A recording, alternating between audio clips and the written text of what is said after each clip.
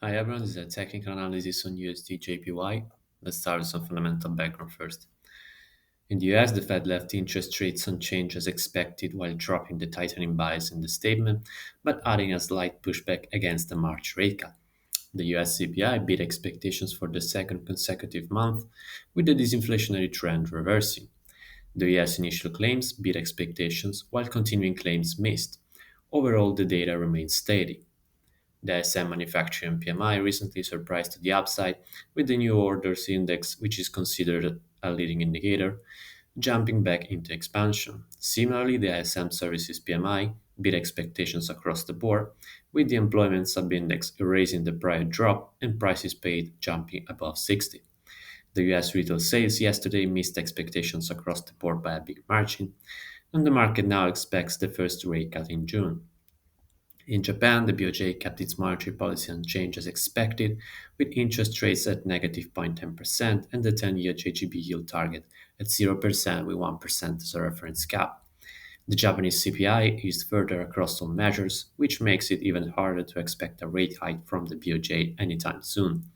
The latest unemployment rate ticked lower, hovering around cycle lows. The Japanese PMIs improved for both the manufacturing and services measures, although the former remains in contractionary territory. The Japanese wage data missed expectations again recently, although there was a pickup from the prior reading. The Tokyo CPI, which is seen as a leading indicator for national CPI, fell much more than expected. The market expects the BOJ to hike rates in Q2. On the daily chart, we can see that USD/JPY is getting closer to the cycle high around the 151.90 level. From a risk management perspective, the buyers will have a much better risk reward setup around this trend line, where they will also find the confluence with the 148.80 support, the red 21 moving average, and the 38.2% Fibonacci retracement level. The sellers, on the other hand, will want to see the price breaking lower to invalidate the bullish setup and position for a drop into the 146.60 level. On the 4-hour chart, we can see that the price yesterday broke below this minor upward trend line that was defining the strong upward momentum.